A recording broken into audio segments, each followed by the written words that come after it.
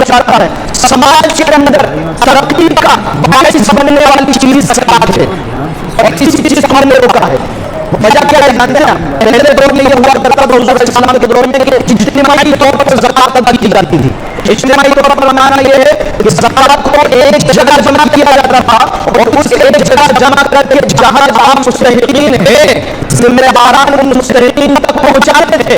आज हमारे यहाँ मामला ये हो गया कि अगर हमारी 10,000 की ज़कात निकली है तो 2500 मैंने फला मदरसे में, 2500 फला दारुल उलूम में, 2500 फला को और 2500 फला को, वो 2500 खा पी के बराबर, वो 2500 खा पी के बराबर। और समाज में उन लोगों की ज़कात वसूल करने वाले उन लोगों की तादाद आज बढ़ चुकी है जो आपकी ज़कात लेकर खा पी कर बराबर कर देते हैं। ज़कात का मकसद ये था कि समाज के उन गरीबों को ज़कात के माल से कारोबारी सहूलियतें मुहैया करवाकर उन्हें इस लायक बनाया जाए कि इस रमजान से आकर अगले रमजान में वो खुद ज़कात देने वाले बन जाए।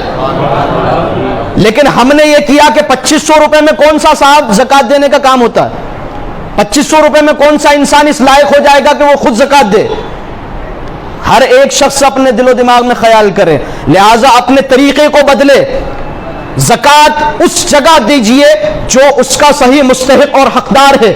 ज़कात को ऐसी जगह दीजिए कि जो शख्स मेहनत कश हो और मेहनत करके अपनी गरीबी को दूर करके उस ज़कात के माल से कारोबार करे और कारोबार करके अगले साल खुद ज़कात देने के लायक बन जाए।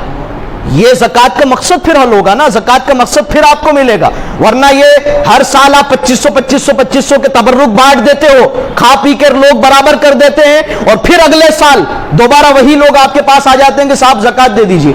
क्यों साहब? पिछले साल दी थी तो तूने उससे क्या किया? कहा कि खा पी के बराबर कर दी। इसका मतलब यह है कि तूने अपने आप को ज़कात खोर बना लिया है। अच्छा, ज़कात के हवाले से एक बहुत बड़ी गलतफहमी यह है कि हमारा मिडिल क्लास तबका जो 2 साल कोरोना की इस कठिन परिश्रम के बाद ये जो निकला है मिडिल क्लास तबका, अभी भी उस सिचुएशन में नहीं आया है कि ज़कात अदा कर सके। बड़े से बड़ा मालदार भी बहुत निचले स्तर पर गया है कोरोना के बाद। लेकिन ये मिडिल क्लास तबका और हमारी ये सोच बन चुकी है कि ज़कात तो साहब फकीर लोग लिया करते हैं, ज़कात का माल मैं क्यों लूं? नहीं, आप ये बहुत बड़ी गलत फहमी में मुब्तला हो चुके हो कि आपने ये सोच लिया कि ज़कात तो साहब मैं ज़कात अपने नफ्स के साथ नहीं, तो मैं बुरा कर रहा हूं। ज़कात का माल समाज के अंदर बुराइयों को खत्म करने के लिए है। ज़कात का माल उन बुराइयों को खत्म करने के लिए है जो बुराइयां गरीबी की वजह से समाज में पैदा होती है। आज उस माल को मिडिल क्लास का तबका ना लेकर फिर क्या करता है? साहब बैंक से लोन लेंगे और उस पर ब्याज देंगे, इंटरेस्ट देंगे। जो काम, जो मदद अल्लाह और उसके रसूल ने तुझ पर ज़कात की शक्ल में भेजी थी, उसको छोड़कर तू हराम काम बैंक से लेकर कर रहा है। ये हो रहा है या नहीं समाज के अंदर? बताइए कि आज हमारे शहर कुक्षी के अंदर कारोबार करने के लिए लोग बड़े बड़े रसूखदारों पैसा लिया करते हैं और फिर उसके ऊपर ब्याज इंटरेस्ट भरते हैं और उसके अंदर जमीन तक के लग जाती है कमर। हाल ये है। अरे मुसलमानों, हमने अपने इस ज़कात के सिस्टम को ना समझकर बहुत बड़ी गलती की है। ये ज़कात का सिस्टम कारोबारी और मईशत को बेहतरीन शक्ल में लाने के लिए इस्लाम ने हमें दिया था। हमने ज़कात को ये समझा कि साहब ये तो भीख है। नहीं, भीख नहीं है।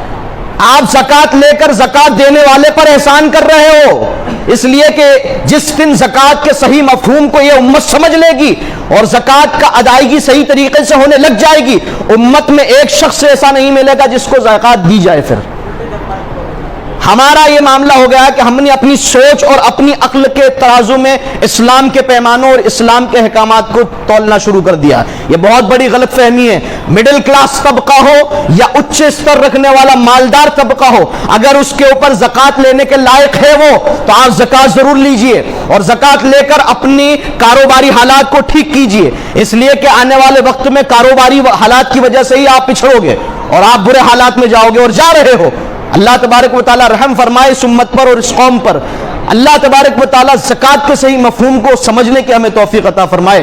اپنی زکوٰۃ کا طریقے سے استعمال کیجئے اور صحیح جگہ پر اپنی زکوٰۃ کو پہنچائیے، اس لیے کہ زکوٰۃ جب صحیح جگہ پر پہنچتی ہے تو پھر سماج ترقی کرتا ہے، معاشرہ اوپر جاتا ہے. لیکن زکوٰۃ اگر صحیح جگہ نہیں گئی تو پھر زکوٰۃ کھا پی کر ہر سال کی طرح برابر ہو جائے گی اور آپ کا سماج جہاں تھا وہیں رہے گا، بلکہ اس سے نیچے جائے گا، اس سے بھی نیچے جائے گا.